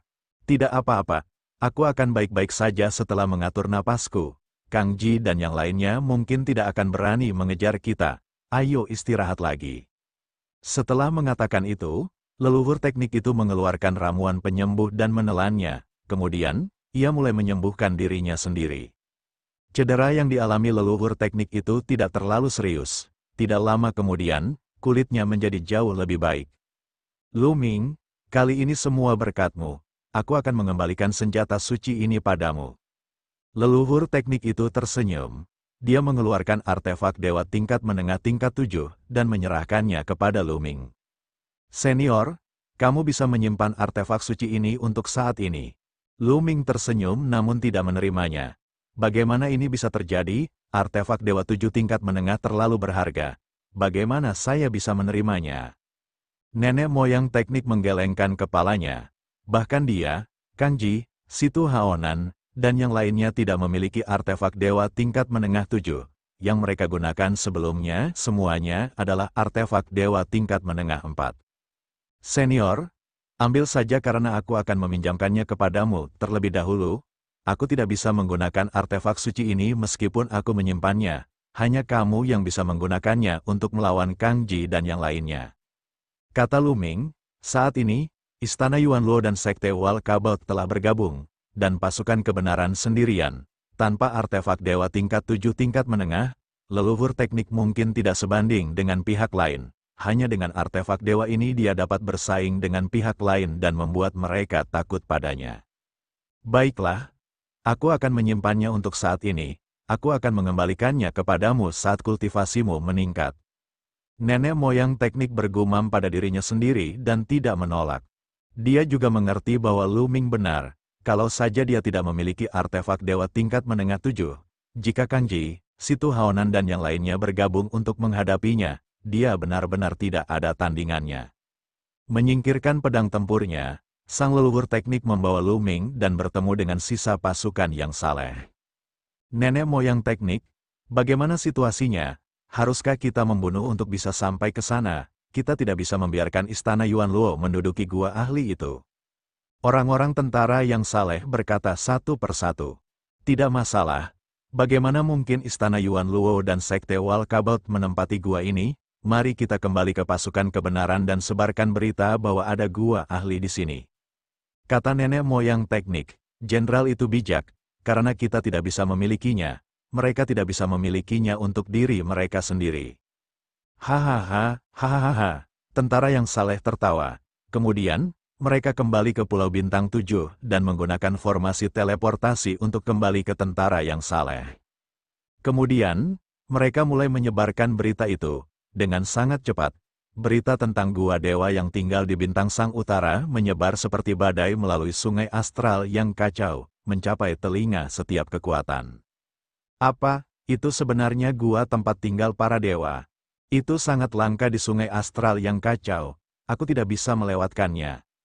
Sepertinya aku harus pergi ke sana sendiri, di sungai astral yang kacau, semua kekuatan, besar dan kecil, merasa khawatir. Satu demi satu pakar bergegas menuju Sang Utara. Di sungai astral yang kacau, para ahli alam dewa adalah eksistensi tertinggi. Kekuatan dewa mereka dapat mengguncang langit berbintang yang tak berujung. Saat ini, di sungai astral yang kacau, hanya pavilion Yunfeng yang memiliki satu dewa surgawi. Tempat tinggal gua dewa itu terlalu menarik bagi para ahli alam dewa sejati dari kekuatan besar dan kecil. Tidak lama kemudian, para ahli tiba di tambang Chen Jin di planet Northern Sang. Mereka semua adalah eksistensi tingkat dewa sejati. Selain itu, sebagian besar dari mereka adalah pembangkit tenaga listrik di atas alam dewa sejati tingkat keempat. Sialan, sialan Faming, sialan tentara kebenaran. Kang Ji meraung lagi dan lagi, dia sangat tertekan hingga ingin muntah darah. Dengan begitu banyak ahli di sini, bagaimana mereka bisa mendapat bagian? Mereka hanya bisa mengikuti arus. Bahkan jika ada harta karun di dalamnya, mereka mungkin tidak akan mendapat bagian. Kekuatan apapun di sini tidak akan lebih lemah dari istana Yuan Luo. Kang Ji benar-benar ingin muntah darah. Setelah dia menemukan gua tempat tinggal dewa ini, dia bahkan tidak mendapatkan sehelai rambut pun. Kaisar Naga Abadi Chapter 2618 Bahasa Indonesia Bab 2618 13 Klan Kintian. Satu persatu, para ahli mulai memasuki gua. Namun, jalur badai di belakang sangat berbahaya. Beberapa orang menemukan bahwa semakin dalam mereka masuk, semakin banyak terowongan yang ada, saling bersilangan. Semakin jauh mereka masuk, semakin kuat jalur anginnya, bahkan seorang ahli dewa sejati tidak akan bisa masuk. Kemudian, kepala pavilion Yunfeng, yang merupakan seorang ahli dewa surgawi, mengambil tindakan secara pribadi. Dia menerobos ke dalam gua dan dikatakan telah memperoleh beberapa harta karun. Mengenai apa yang telah diperolehnya, tidak seorang pun tahu. Masalah ini akhirnya berakhir setelah kepala pavilion menerobos masuk ke gua tempat tinggal dan mengambil harta karun tersebut. Pada akhirnya, istana Yuan Luo dan Sekte Walkabout tidak mendapatkan apapun. Kang Ji dan Situ Haonan sangat marah. Mereka ingin membunuh leluhur teknik dan menghancurkan tentara kebenaran. Tetapi pada akhirnya, mereka tidak berani bertindak gegabah. Mereka secara aktif mencari sekutu, berharap menemukan lebih banyak lagi untuk menghancurkan tentara yang saleh. Tentu saja, leluhur teknik juga tidak tinggal diam. Dia juga mencari sekutu untuk melawan istana Yuan Luo dan Sekte Walkabout. Lu Ming tidak dapat membantu banyak dalam hal ini, dia hanya dapat fokus pada kultivasinya. Dalam lorong badai di gua kediaman dewa, tingkat kultivasi Lu Ming meningkat 2 tingkat, dan ia mencapai tingkat Kaisar Surgawi bintang 7. Selanjutnya, dia hanya perlu mengkonsolidasikan fondasinya dan maju menuju alam 10.000 elemen kembali menjadi satu. Pada saat yang sama, pemahaman Lu Ming terhadap karakter pertempuran juga telah mencapai puncaknya setelah 2 tahun pertempuran sengit dengan binatang elang berkepala singa di jalur badai. Sekarang, dia bisa memicu kekuatan tempur ganda kapan saja. Tingkat keberhasilan 100%. Namun, kata pertempuran di lautan kesadarannya tidak terduga dan misterius. Lu Ming mengerti bahwa dia masih jauh dari memahaminya. Saat ini, dia hanya memahami sedikit. Jika dia terus belajar, Lu Ming merasa dia bisa memicu kekuatan tempur 3 kali lipat. Namun, tidak mudah untuk memicu kekuatan tempur 3 kali lipat. Lu Ming telah mencapai titik jenuh dan butuh waktu untuk memahaminya. Dalam sekejap mata, 3 tahun telah berlalu. Setelah 3 tahun berkultivasi, meskipun Lu Ming belum mencapai tingkat setengah dewa, dia dapat merasakan bahwa dia semakin dekat ke sana. Pada hari ini, sepotong berita tersebar di seluruh sungai astral yang kacau, menyebabkan guncangan hebat. Semua kekuatan, besar dan kecil, menjadi gila dan meledak. Pada hari ini, Lu Ming sedang berkultivasi ketika dia menerima pesan dari leluhur teknik. Leluhur teknik memiliki sesuatu yang penting dan ingin menemuinya. Apakah ada sesuatu yang penting? Lu Ming bingung. Kemudian, dia datang ke aula di pasukan kebenaran dan menyadari bahwa sudah ada 5 hingga 6 orang yang menunggu di sana. 5 atau 6 dari mereka belum terlalu tua. Waktu kultivasi mereka tidak boleh lebih dari 10.000 tahun. Mereka semua dianggap sebagai generasi muda. Tong Xier ada di antara mereka. Lu Ming, Tong Xier tersenyum dan menyapa Lu Ming. Yang lainnya juga mengangguk pada Lu Ming. Lu Ming mengangguk sebagai jawaban. Dia kemudian menatap Tong Xier dan berkata, "Nona Xier, bolehkah saya bertanya mengapa Jenderal memanggil kita?" "Aku juga tidak tahu." Tong Xier menggelengkan kepalanya. Yang lainnya juga bingung. "Kalian semua di sini." Pada saat ini, leluhur teknik berjalan memasuki aula. Umum, semua orang membungkuk, tidak perlu bersikap sopan begitu. Leluhur teknik melambaikan tangannya. "Kalian pasti sangat penasaran, mengapa aku memanggil kalian dengan tergesa-gesa?" tanyanya. Lu Ming dan yang lainnya mengangguk. "Kalian pasti tahu kalau sungai astral kekacauan kita termasuk dalam wilayah bintang langit Qin, kan?" Kata nenek moyang teknik. Lu Ming dan yang lainnya mengangguk lagi. Pada saat yang sama, hatinya merasa sedikit aneh. Mungkinkah masalah kali ini terkait dengan wilayah bintang Qintian? Di dalam sungai astral yang kacau, terdapat ratusan bahkan ribuan kekuatan, besar dan kecil, planet yang tak terhitung jumlahnya, dan wilayah yang luasnya tak tertandingi. Akan tetapi, bila dibandingkan dengan Qin Heaven Starfield, tidak ada cara untuk membandingkannya. Wilayah bintang langit Qin berisi banyak galaksi, sedikitnya beberapa ratus jumlahnya. Sungai astral yang kacau hanyalah salah satu dari sekian banyak sungai astral di galaksi langit Qin. Lebih jauh lagi, itu adalah yang terburuk dan terbelakang. Jumlah ahlinya juga paling sedikit. Apa hubungan antara pengumpulan teknik leluhur dengan Qin Heaven Starfield? Wilayah bintang Qintian terlalu luas. Ada ratusan galaksi, dan ada banyak ras yang tinggal di sana. Ada banyak ahli yang tak terhitung jumlahnya. Namun, di antara kekuatan yang tak terhitung jumlahnya ini, selain beberapa ras yang menakutkan, kekuatan yang paling kuat adalah 13 klan. 13 klan Qintian Starfield, Tong Xier dan pemuda lainnya berseru serempak. Mata Lu Ming berbinar, dia telah membaca catatan di buku-buku kuno. 13 klan di wilayah bintang surga Qin adalah 13 klan yang amat kuat, sangat lama berdiri, dan sangat mengerikan. Dapat dikatakan bahwa selain beberapa ras yang menakutkan, ke-13 klan berdiri di puncak zona bintang surga Qin yang luas. Ke-13 sekte tersebut terbagi menjadi 3 sekte penguasa dan 10 sekte teratas. Tidak diragukan lagi, 3 penguasa adalah yang terkuat, diikuti oleh 10 sekte teratas. Ke-13 sekte ini menempati setengah dari wilayah bintang surga Qin dan memiliki planet kehidupan yang tak terhitung jumlahnya. Mereka telah menguasai wilayah bintang surga Qin selama bertahun-tahun yang tak terhitung jumlahnya. Kekuatan seperti tentara surga yang benar, istana asal Luo, dan Sekte Walkabout bagaikan semut di depan 13 klan. Bahkan kekuatan nomor 1 di Sungai Astral yang kacau, Pavilion Yunfeng, tidak ada bedanya dengan seekor semut di depan 13 klan. Mereka dapat dihancurkan dengan jentikan tangan mereka.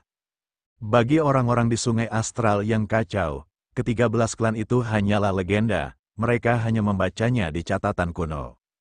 Benar sekali, setiap 1000 tahun, 13 klan di zona bintang Qintian akan merekrut sekelompok murid dari seluruh zona bintang Qintian. Sekarang, periode 1000 tahun akan segera berakhir lagi. Kata nenek moyang teknik, pada titik ini, dia berhenti sejenak. 13 klan surgawi Qin sedang merekrut murid. Napas Tong Xier dan yang lainnya menjadi berat, tetapi mereka juga bingung. Jenderal, saya sudah membaca catatannya. Setiap 1000 tahun, klan Qin Heavenly 13 akan merekrut sekelompok murid baru. Namun, mereka tidak pernah merekrut murid dari Sungai Astral yang kacau. Apa hubungannya ini dengan kita? Tong Xier bertanya, Sungai Astral yang kacau adalah yang paling terbelakang, terpencil, dan terlemah di antara banyak galaksi di galaksi surga Qin. Mereka yang berasal dari berbagai ras dan kekuatan yang tidak dapat bertahan hidup, atau mereka yang telah melakukan kejahatan semuanya lari ke Sungai Astral yang kacau. Oleh karena itu, Sungai Astral yang kacau adalah tempat yang kacau di mana kebaikan dan kejahatan bercampur menjadi satu. Tempat ini sangat kacau dan selalu dipandang rendah oleh galaksi lain. 13 klan di wilayah bintang surga Qin tidak pernah menerima murid dari Sungai Astral yang kacau. Oleh karena itu, Tong Xier dan yang lainnya merasa ragu. Kali ini berbeda, 13 klan Qin Heaven telah mengumumkan kepada dunia bahwa mereka akan segera merekrut murid dari seluruh wilayah bintang Qin Heaven. Chaos Astral River akan berada di antara mereka. Kata nenek moyang teknik, juga untuk Sungai Astral yang kacau. Nafas Tong Xier dan pemuda lainnya menjadi berat, dan mata mereka terbakar api. Mereka semua bersemangat, kali ini, 13 klan surga Qin benar-benar membuka pintu mereka ke Sungai Astral yang kacau untuk pertama kalinya. Jika seseorang dapat bergabung dengan salah satu dari 13 klan surga Qin, itu akan menjadi kesempatan surgawi. Di masa depan, tingkat kultivasi seseorang pasti akan meroket, dan seseorang akan menjadi pria di atas segalanya. Di Sungai Astral yang kacau, dewa-dewi surgawi identik dengan tak terkalahkan. Namun, di 13 klan surgawi Qin, dewa-dewi surgawi bukanlah apa-apa, orang dapat dengan mudah menemukan banyak dari mereka. Bahkan ada banyak eksistensi mengerikan di alam Raja Dewa di 13 klan surgawi Qin. Kaisar Naga Abadi Chapter 2619 Bahasa Indonesia Bab 2619 Permintaan Leluhur Teknik. Kekuatan yang begitu kuat tentu saja memiliki sumber daya yang tak terbayangkan. Kondisi dan lingkungan pelatihan tidak dapat dibandingkan dengan Sungai Astral yang kacau. Lebih jauh lagi, jika dia diterima sebagai murid oleh Dewa Surgawi atau bahkan Raja Dewa, masa depannya akan benar-benar tak terbatas. Itulah sebabnya saya memanggil kalian semua ke sini kali ini untuk mengizinkan kalian berpartisipasi dalam acara perekrutan murid wilayah bintang Qin Heaven. Namun, tidak semudah itu untuk bergabung dengan 13 klan Qin Heaven. Kalian harus melalui beberapa tahap penyaringan dan itu sangat sulit. Kata leluhur teknik, matanya juga dipenuhi dengan antisipasi. Selama ada seseorang di pasukan kebenaran yang bergabung dengan klan 13 surgawi Qin dan menjadi murid klan tersebut, status pasukan kebenaran di Sungai Astral yang kacau akan meningkat. Pada saat itu, kekuatan yang tak terhitung jumlahnya akan datang untuk menjilat mereka. Pada saat itu, akan mudah bagi Sekte Walkabout untuk menghancurkan istana Yuan Luo. Kami pasti akan melakukan yang terbaik untuk bergabung dengan 13 klan surgawi Qin. Tong Xier dan yang lainnya berteriak, tatapan mereka tajam. Mereka mengerti bahwa ini adalah kesempatan besar bagi mereka dan mereka harus memanfaatkannya. Baiklah, kembalilah dan buat persiapan. Kita akan bertemu di sini dalam 10 hari. Aku akan membawamu ke Cloud Peak City terlebih dahulu. Pemeriksaan tahap pertama akan dilakukan di sana. Ngomong-ngomong, Lu Ming, kamu tinggal saja di sini. Setelah leluhur teknik selesai berbicara, dia menatap Lu Ming. Tong Xier dan yang lainnya pergi, meninggalkan Lu Ming. Lu Ming sedikit bingung. Dia tidak tahu mengapa leluhur teknik itu memintanya untuk tinggal.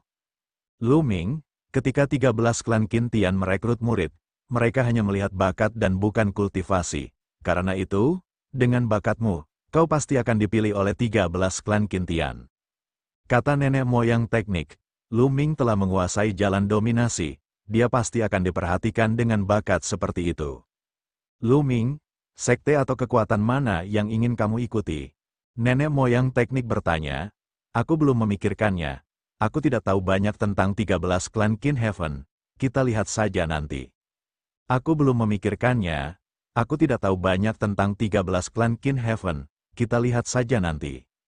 Kata Lu Ming, aku punya permintaan, sang leluhur teknik bergumam pada dirinya sendiri sejenak sebelum mendesah. Senior, jika ada yang ingin kau katakan, silakan bicara. Kata Lu Ming, saya ingin mengundang Anda untuk bergabung dengan sebuah sekte.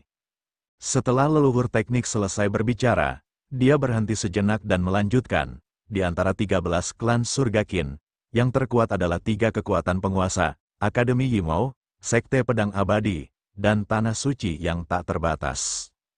Namun, sekte yang ingin aku ajak kamu bergabung bukanlah salah satu dari 3 penguasa, melainkan salah satu dari 10 sekte teratas, Sekte Kongsuan. Sekte Kongsuan, Lu Ming memiliki beberapa keraguan. Kamu pasti bertanya-tanya mengapa aku membiarkanmu bergabung dengan 3 pasukan penguasa. Aku punya motif egoisku sendiri di sini. Saat itu, aku punya beberapa urusan dengan Sekte Kongsuan. Pada titik ini, leluhur teknik menceritakan kepadanya tentang apa yang terjadi antara dirinya dan Sekte Kongsuan. Ternyata setelah leluhur teknik melarikan diri dari istana Yuan Luo, ia telah melakukan perjalanan dan menempa dirinya di alam semesta yang luas. Ia pernah meninggalkan sungai astral yang kacau dan menuju ke galaksi-galaksi luas lainnya. Dalam prosesnya, ia bertemu seorang wanita dan jatuh cinta padanya. Akan tetapi, wanita ini adalah putri bangsawan Sekte Mistik Langit, sedangkan ayahnya adalah tokoh penting dalam Sekte Mistik Langit. Status seperti itu jauh lebih tinggi daripada nenek moyang teknik. Tentu saja, ayah wanita itu sangat menentang hubungan mereka dan dengan paksa membawa wanita itu kembali ke Sekte Kongsuan. Dia pernah berkata bahwa leluhur teknik tidak akan membiarkan keduanya bertemu selama dia tidak dapat menerobos ke alam Dewa Surgawi. Dengan bakatku, aku khawatir akan sulit bagiku untuk mencapai alam surgawi dalam kehidupan ini. Jadi, aku punya beberapa motif egois dan ingin kau bergabung dengan Sekte Kongsuan. Pada titik ini, leluhur teknik mengeluarkan belati yang sangat indah dan berkata, jika kamu bergabung dengan Sekte Kongsuan, kembalikan belati ini padanya jika kamu memiliki kesempatan. Oh benar, namanya Yu Exin. Kembalikan padanya dan katakan padanya bahwa aku telah mengecewakannya. Namun, ini adalah keinginan egoisku sendiri. Jika kamu tidak ingin bergabung dengan Sekte Kongsuan, aku tidak akan memaksamu. Leluhur teknik itu mendesah. Matanya dipenuhi dengan nostalgia dan ketidakberdayaan. Senior, saya setuju. Lu Ming tersenyum dan mengambil belati dari tangan leluhur teknik. Permasalahan dengan leluhur teknik mengingatkannya pada permasalahan antara dirinya dan Xie Nianxing.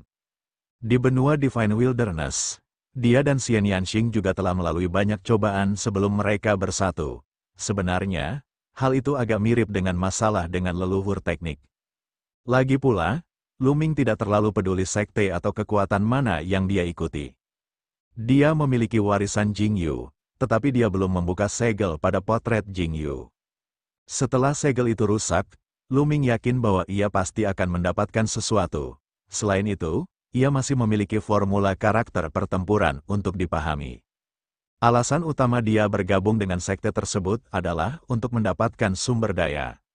Segala macam sumber daya yang dapat membantu pengembangannya. Selain itu, ada alasan lain. Meskipun Kong Xuanzong adalah salah satu dari 10 sekte teratas, ia menduduki peringkat pertama.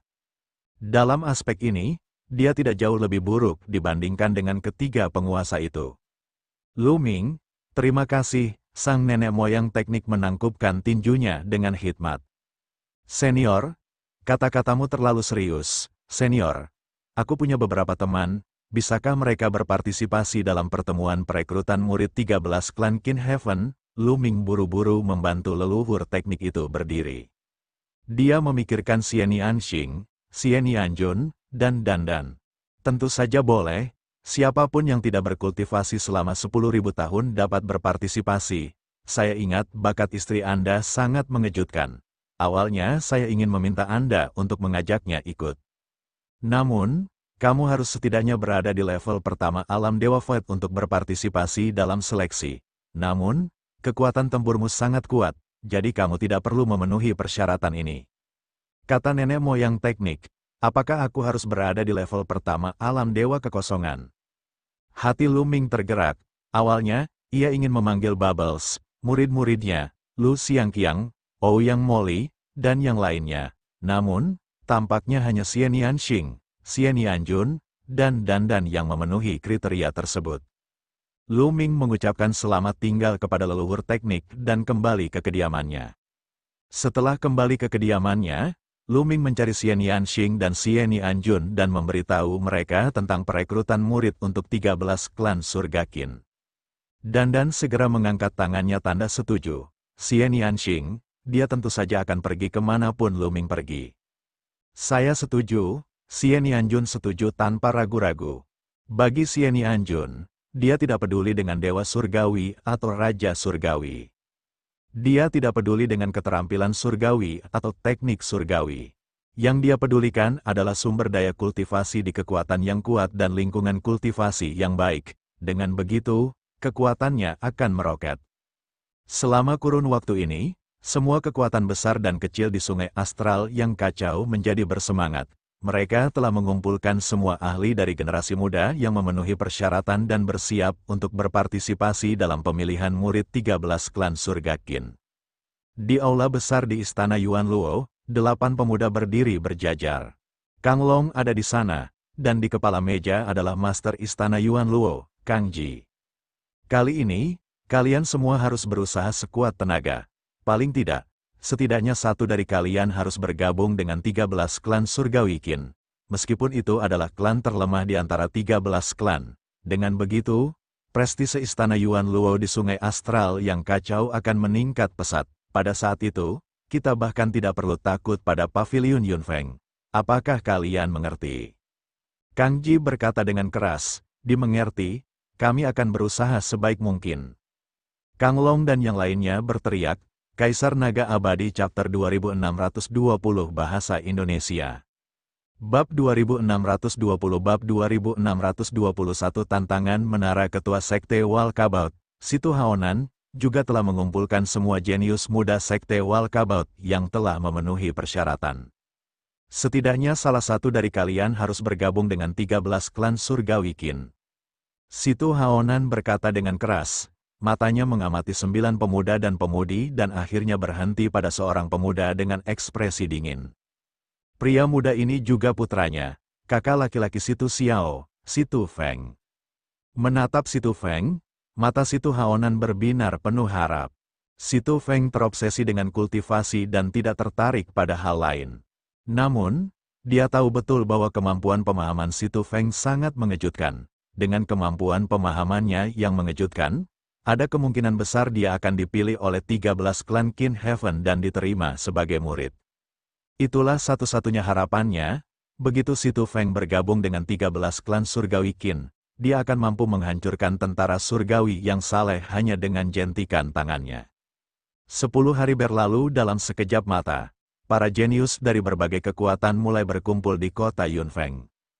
Lu Ming, Xian Yanxing, Xian Yanjun, dan Dandan juga bertemu dengan leluhur teknik, Tong Si, dan yang lainnya. Perlu disebutkan bahwa setelah gelembung itu, murid-murid Lu Ming, Lu Xiangqiang, dan Ouyang Molly mengetahui tentang masalah ini. Mereka juga berteriak-teriak untuk pergi dan melihatnya. Mereka berkata bahwa mereka ingin melihat keanggunan Lu Ming, jadi Lu Ming membawa mereka. Setelah melangkah ke dalam susunan teleportasi, mereka tiba di kota Yunfeng beberapa hari kemudian. Ini adalah kunjungan kedua Lu Ming ke kota Yunfeng. Kota Yunfeng tetap ramai seperti biasanya. Di jalan, orang datang dan pergi, dan toko-toko membentuk hutan.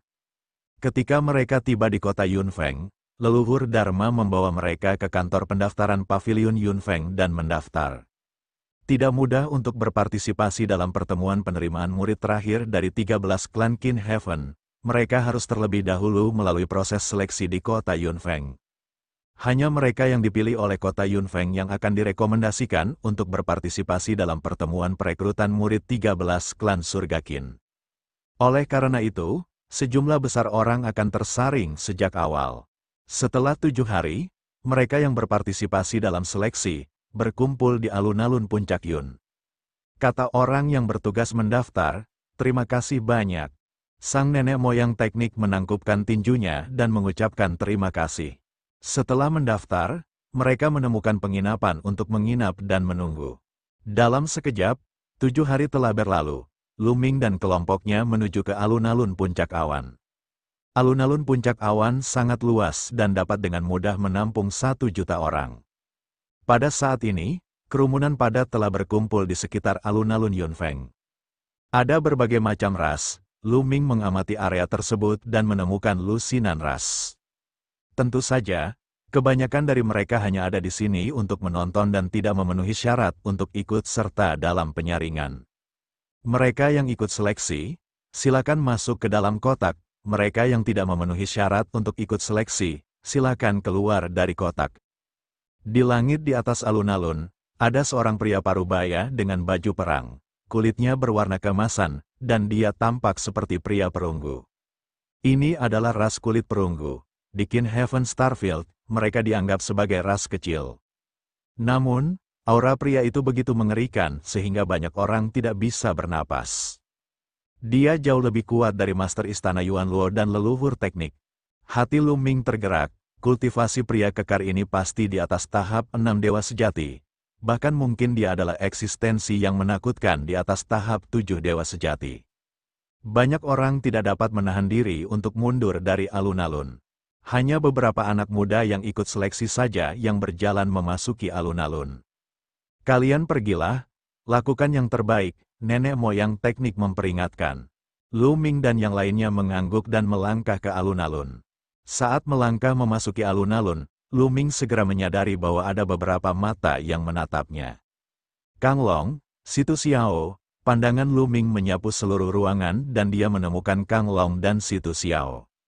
Pada saat ini, mereka berdua menatap Lu Ming dengan ekspresi menyeramkan. Lu Ming tersenyum tipis dan mengabaikan mereka berdua. Seiring berjalannya waktu, semakin banyak orang berkumpul di alun-alun. Di sungai astral yang kacau, terdapat hampir 1000 kekuatan seperti tentara surga yang saleh dan istana Luo asal, atau mungkin bahkan lebih kuat. Yang lebih kecil mempunyai 5-6 orang, dengan peserta 7-8 orang. Beberapa pasukan yang lebih besar memiliki puluhan orang. Misalnya, Pavilion Yunfeng telah mengirim lebih dari 200 orang untuk berpartisipasi. Seluruh pasukan telah mengirimkan lebih dari 50.000 orang. Pemimpin Pavilion Yunfeng telah tiba, tiba-tiba, sebuah suara terdengar. Semua orang terkejut, penguasa Pavilion Yunfeng akan segera turun. Saat ini, dia adalah orang terkuat di sungai astral yang kacau, dan juga satu-satunya dewa surgawi. Wus, di kejauhan, seberkas cahaya terbang dan berdiri di langit di atas alun-alun. Total ada 5 orang, dan 4 diantaranya memancarkan aura yang menakutkan. Aura mereka berkali-kali lipat lebih kuat daripada pria kekar dari klan kulit perunggu. Namun, keempat orang ini semuanya mengikuti di belakang seorang wanita setengah baya yang cantik. Wanita setengah baya yang cantik ini adalah seorang manusia. Dia tampak tidak memiliki aura apapun. Bawahan ini memberi salam kepada Master Pavilion.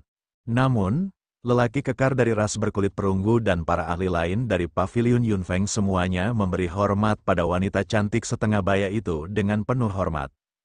Master Pavilion Yunfeng sebenarnya adalah seorang wanita. Pada saat ini, hati banyak orang tergerak dan mereka tampak terkejut. Selama bertahun-tahun yang tak terhitung jumlahnya, ini adalah pertama kalinya klan Qin Heavenly 13 membuka pintu mereka ke sungai astral yang kacau untuk merekrut murid. Ini adalah kesempatan tertinggi bagi kalian semua orang. Kalian harus memanfaatkannya dengan baik. Suara jernih Master Pavilion Yunfeng bergema di telinga semua orang.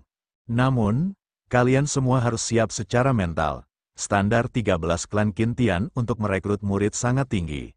Tanpa tingkat bakat tertentu, mustahil untuk dipilih. Oleh karena itu, kita akan melakukan seleksi hari ini. Bagi yang lulus seleksi, saya akan merekomendasikan kalian untuk berpartisipasi dalam ujian 13 klan Qintian berikutnya. Pada titik ini, Master Pavilion Yunfeng melambaikan tangannya, dan sebuah menara kecil terbang keluar. Pagoda kecil itu berwarna perunggu. Begitu terbang keluar, ukurannya membesar dengan cepat. Akhirnya, berubah menjadi pagoda raksasa yang melayang di udara. Pagoda itu memiliki total 81 lantai. Proses seleksinya sangat mudah. Anda harus menantang menara. Ada boneka di setiap tingkat menara. Anda akan lulus asalkan Anda bisa melewati tingkat ke-36. Saat Anda memasuki menara, sebuah token akan terbentuk dan mengikuti Anda. Setelah Anda melewati level ke-36, token akan menyala. Tidak seorang pun dapat menipu. 10.000 orang dalam satu grup. Masuklah.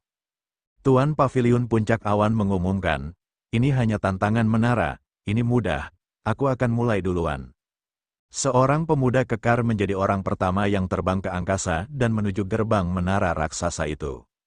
Ayo pergi, aku akan bergabung denganmu juga. Seketika, sosok-sosok itu bangkit ke udara dan terbang menuju menara raksasa itu. Ketika 10.000 orang memasuki menara raksasa itu, gerbang menara raksasa itu otomatis tertutup. Semua orang menunggu dengan sabar.